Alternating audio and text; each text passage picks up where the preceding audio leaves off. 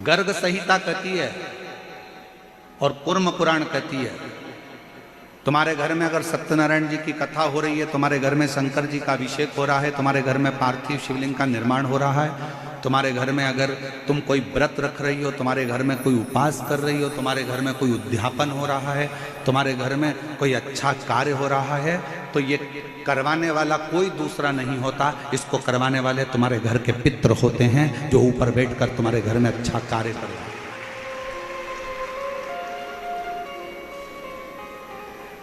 पार्वती जी को अगर शिव जी के शिवलिंग की पूजन की महत्वता कोई बता रहा है, तो पार्वती जी को पूजन की महत्वता उनके नाना नानी ने बताया, पितरों ने बताया। इसीलिए तो शंकर जी को जल चढ़ाने वाले को पितृदोष नहीं लगता। क्यों नहीं लगता?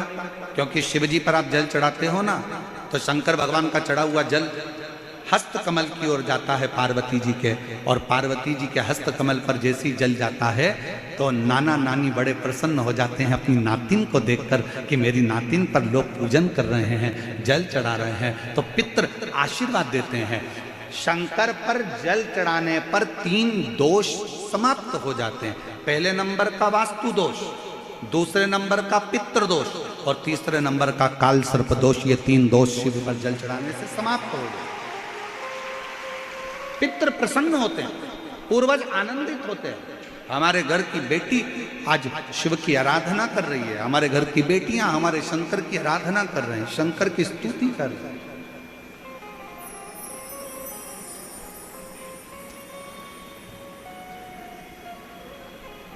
शिव आराधना में डूबे हुए हैं।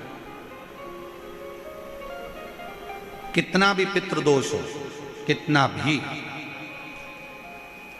बेटों की शादी नहीं हो रही, बेटियों का संबंध नहीं आ रहा, घर में क्लेश बना हुआ है, अशांति बनी हुई है, मानसिक टेंशन बना हुआ है, 1 रुपये कमाओ 1.25 रुपये खर्च हो रहा है, कोई समझ में नहीं आ रहा, कोई रास्ता नहीं सूझ रहा, एक चावल का आखा दाना लेकर परिंदे के पास, परिंदा जानते हो सब लोग, हंडा मटका, पानी भरने का मटका, हंडा घड़ा गगरा, जो घर के रसोई घर में जो पानी का स्थान होता है, एक चावल का दाना रसोई घर में रखकर उस चावल के दाने को साथ में लेकर और 1 लोटा जल हंडे का, मटके का, परिंदे का, घड़े का भरकर जाइए और वो परिंदे का पास का चावल का दाना और 1 लोटा जल, पहले चावल का दाना शिव जी के शिवलिंग पर समर्पित करो, फिर 1 लोटा जल, जहां जलाधारी होती है, जलाधारी इधर की है तो आप इधर खड़े हो, जलाधारी उत्तर की है तो आप यहां दक्षिण की ओर खड़े होकर शिव जी पर जल चढ़ाना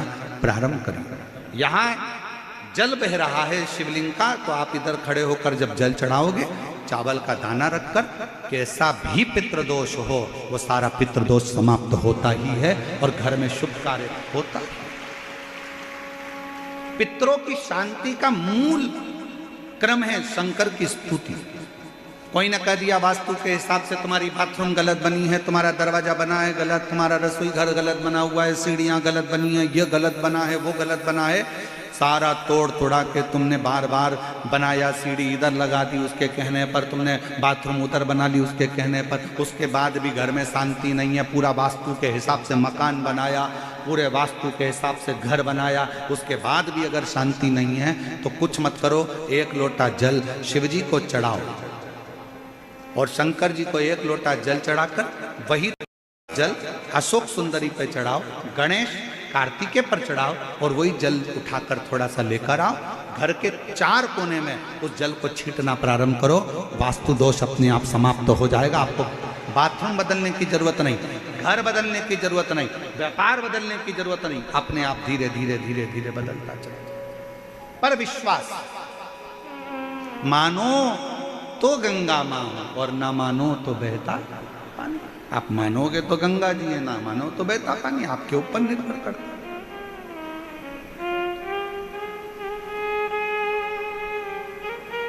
और विश्वास होगा तो शिव मिलेगा। कैसे मुक्त किया जा सकता है? ध्यान से सुनना रे भाई। कई लोग कहते हैं कि श्राद्ध पक्ष आ गया, ये कर लेना चाहिए तो प्रेत योनि से मुक्ति हो जाएगी, पितरों की शांति के लिए ये कर लेना चाहिए तो पितृ मुक्त हो जाएंगे। पहले तो एक बात अच्छे से समझ लो, पितृ मुक्त नहीं होते, उनकी शांति होती है। क्या होती है? जम के बोलो जरा। उनकी शांति होती है। जब आप किसी तीर्थ में स्नान कर रहे हो, जब आप किसी तीर्थ में हो, स्नान कर रहे हो, पुण्य कर रहे हो, सत्कर्म कर रहे हो, भजन कर रहे हो, कीर्तन कर रहे हो, मंत्र जाप कर रहे हो, तो उसका एक अंश, एक भाग हमारे पूर्वजों के खाते में, हमारे पितरों के खाते में जाता है, उनके खाते में पहुंचता है, ये निश्चित। आपने किसी ब्राह्मण को भोजन कराया, भले अपने पितरों के निमित्त नहीं जिमाया, कोई ब्राह्मण को एक गिलास पानी पिलाया, भले अपने पितरों के निमित्त नहीं पिलाया, पर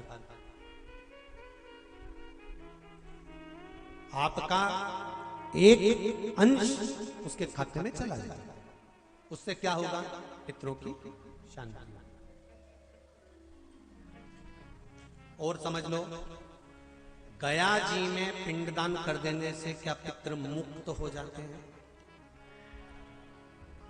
बद्रीनाथ जाकर कपाल क्रिया करने से क्या पितृ मुक्त हो जाते हैं?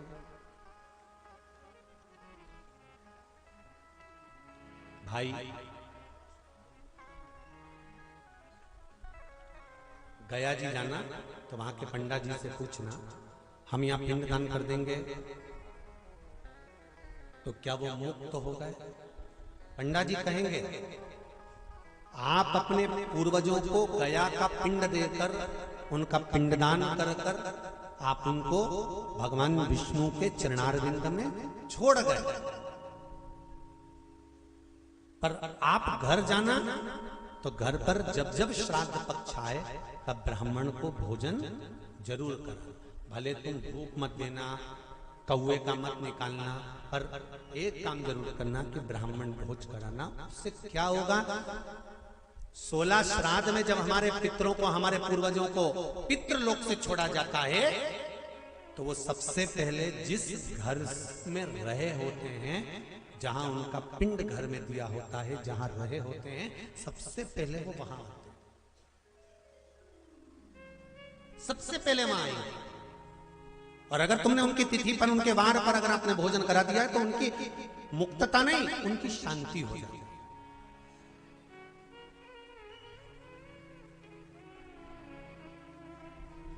पितरों की मुक्ति कैसे? उनकी मुक्तता कैसे? प्रेत योनि की मुक्तता कैसे? तो कहा, जैसे भगवान का नाम लेने वाला व्यक्ति दूसरा जन्म नहीं पाता, उसी तरह भगवान का जो भजन करते हैं, कीर्तन करते हैं, मंत्र जाप करते हैं, या शिव महापुराण की कथा, राम कथा, भागवत कथा, विष्णु पुराण आदि जितनी भी पुराण हम श्रवण करते हैं, हमारे श्रवण करने का एक भाग हमारे पितरों के खाते में जाता है, तो उस कथा के फल से उनकी मुक्ति हो जाती है। उनकी कथा के फल से मुक्तता। प्रेत योनि से मुक्त हो गया धुंधकारी, बिंदुक प्रेत योनि से मुक्त हो गया। काय से हुआ? शंकर का स्मरण, शिव महापुराण की कथा का रसतत्व ग्रहण कर, राम कथा, भागवत कथा का मात्र स्मरण, उससे मुक्त था।